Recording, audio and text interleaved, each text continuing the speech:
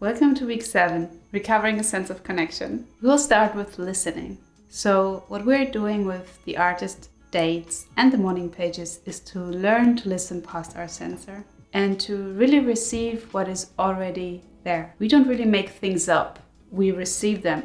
It's not an upward motion where we will things, but it is a downward motion where we receive what is already inspired. And many people describe this as a sense of flow, where they're in this flow where art actually comes through them and where they are not necessarily the person doing it, but they become the artwork, they receive the artwork, they become the artwork, and then it goes out onto the page or onto the painting or into the dance. And once we realize that we are more the instrument than the creators, we can actually just tune in. The same way Michelangelo tuned in to David when he received the inspiration and just felt into what shape wanted to come out of the stone block. It's a little bit like tuning into a radio where you receive the frequency of what it is that you actually want to bring across. And I am doing that right now. I read the book, I did the exercises. However, I also don't necessarily know what my next word is going to be. I receive what wants to come through. And that is an ability we can train. It's useful in art, but not just in art. It's also useful in finding the right words when you speak to a loved one or when you want to present this project at work that you've been working on for a really long time and you just want to find the right words. Sometimes it's good to just let go and to just receive the words and to trust that they'll be there. And the same goes for art. Believe that you will be handed whatever is necessary for your project. And interestingly, there's also a second higher voice. So Julia says, and I've already experienced this as well, where it's like a nudge, like a higher frequency voice that sometimes tells you, you should do this, try this, contact that person, call them right now. And it will lead to synchronicities in your life. And you will have the experience of finding books, seminars, and people just when you need them. Expect the universe to support your dream. It will. And here comes perfectionism, where Julia speaks about how never being able to let go or to warm up, to overthink, is one of the biggest blocks for creativity. We might call it having standards or getting it right or continuously improving, but we might also just want to call it perfectionism because it's actually a loop in which we can get stuck. That is a refusal to moving forward and to finishing things and also to let them be as they are. To get lost in the itsy bitsy details and to lose sight of the greater whole of the work. A perfectionist, and I am a recovering perfectionist, is somebody who wants to get just a little bit more out of an artwork or just a little bit more out of a project. And it's so funny, I'm realizing while I'm doing this video that I'm always trying to not be perfectionist because it's really important to just let things live. It doesn't just count for artworks, it also is true for video. Just being okay with a good, interesting place for a process to stop and to not overthink, overdo, overpolish. It's okay. One day I realized that this was an issue and I created this little persona and she's called Imperfecta. I created her with a generative AI. She lives in my closet and I sometimes kind of have a look at her to remind myself that it's really okay to just let go and to not finish everything until it's picture perfect. The next part of this chapter is called risk. It is about how we need to take risks that are enlivening to us, because if we don't take risks, not only do we shrivel up inside, but we also put too much emphasis on the outside. When we are too concerned about what we want to receive, for example, recognition, applause, acceptance, we tend to not create work that is true to us and also work that is really interesting. It's important to experiment and also to not compare our beginning work to the advanced work of other people. For example, I know that I do videos for the people that I really like. I go to their first videos and I see how are they done. Or for painters that I adore, I look at their early work. And that really helps me to see that everything is an evolution and that the moment I allow I can't to rule my process, it's always good to actually then do it. To do it and to experiment and to see what happens. We must first do it badly and then we can do it well. And that is true for a lot of things. So if we don't allow ourselves to do it badly, what will happen? We will not do it at all. And that's actually one of the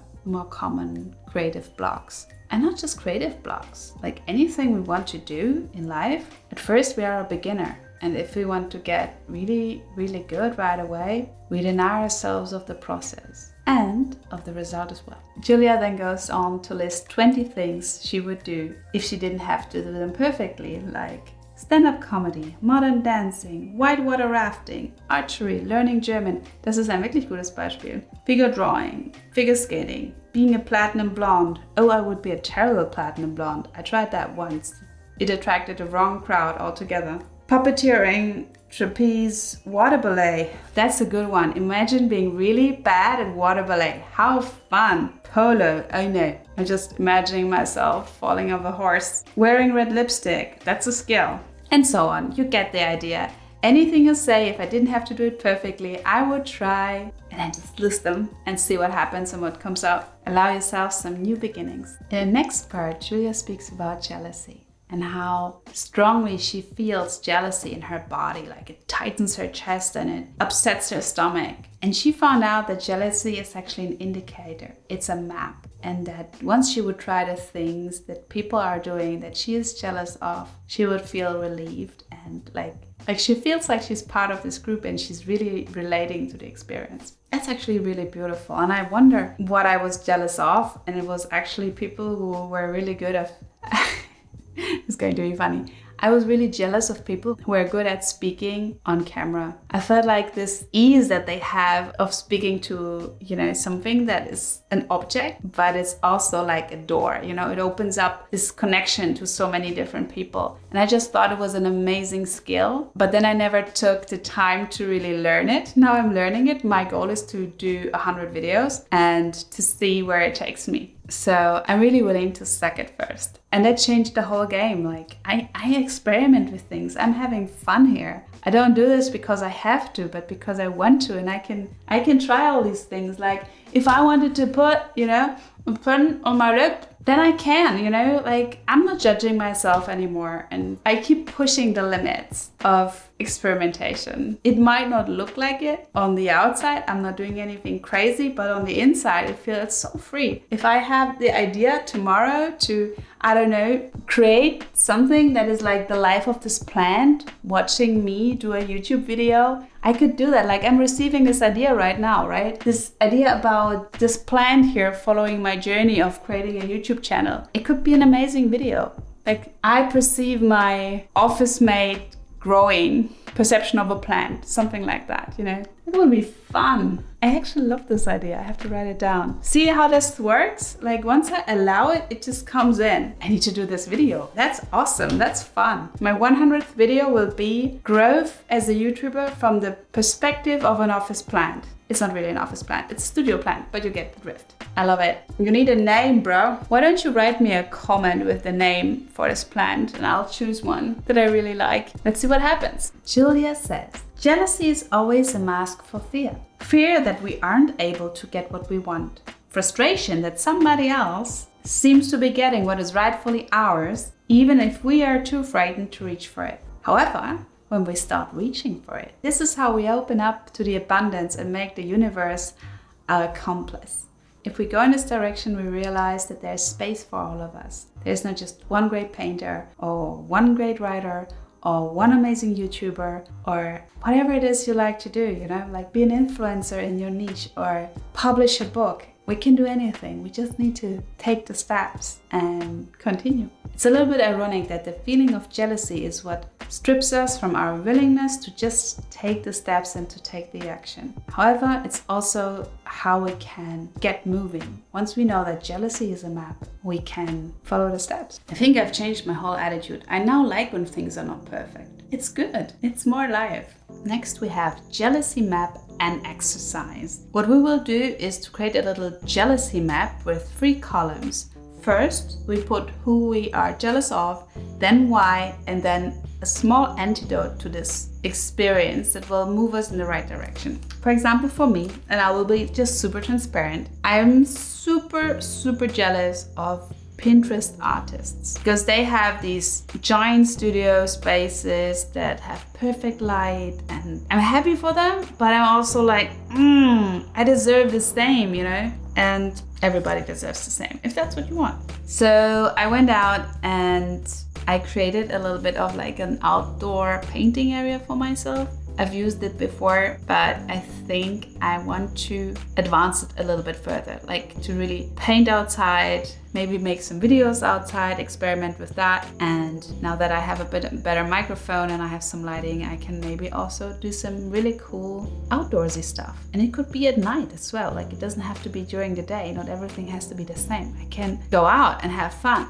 And the last one, funnily enough, Julia says that green is the color of jealousy, which, if you've noticed, I love green. But she also says jealousy, when you learn to harness this fierce energy, jealousy is part of the fuel towards a greener and more abundant future. So, green is very, very good. Next is archaeology and exercise, where we uncover buried parts of ourselves. Complete these phrases, and again, I will put the phrases in the comment below the video. As a kid, I missed the chance to, I lacked, I could have used, I dreamed of being, I wanted a, and so on, where you essentially just recover missed opportunities and see what can be uncovered with a little bit of digging. It can not only show us what we didn't do, but also what we now could do to nurture our inner artist child. Your ego will try to tell you that it's too late.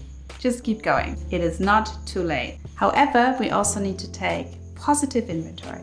So, for example, I have a loyal friend in.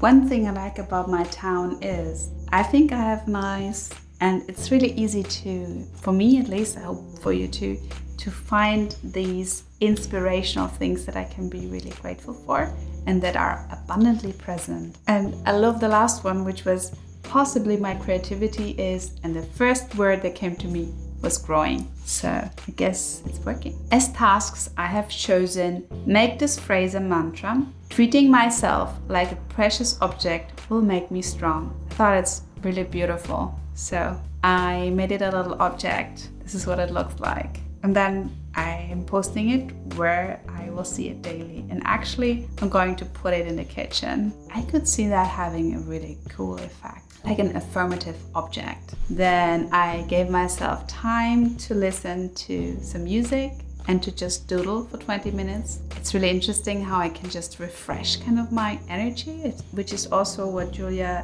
says we should do. But sometimes, again, perfectionism kicks in when we might think, oh, I need to invest so much time. But sometimes even just 20 minutes, and if we learn that 20 minutes can do this for us, can be really great. Create one wonderful smell in your house. I did get this really beautiful lavender spray that I absolutely adore, and I sprayed it everywhere. I will wear one of my all-time favorite dresses for the next video about recovering a sense of strength. So stay tuned if you want to see mine. It's pretty extravagant. In terms of check-ins this week, I realized that when I have like a lot on my plate, I don't necessarily do the morning pages, especially because I forgot to print them out. I usually have like a stack of them. I just grab my essentially 2 pages and then I write them down and then I just write them. But because I hadn't printed them out, it was like another like kind of resistance to overcome to print them or to prep them by hand. And I just didn't do them for 2 days because I had other things to do, and I realized it. I started printing them and now I'm back on track. But that was interesting to realize that bit of self-care just kind of fell away the moment there was a time crunch. And then this was my artist date this week. I hope I'll see you next week when we will be recovering a sense of strength. Goodbye.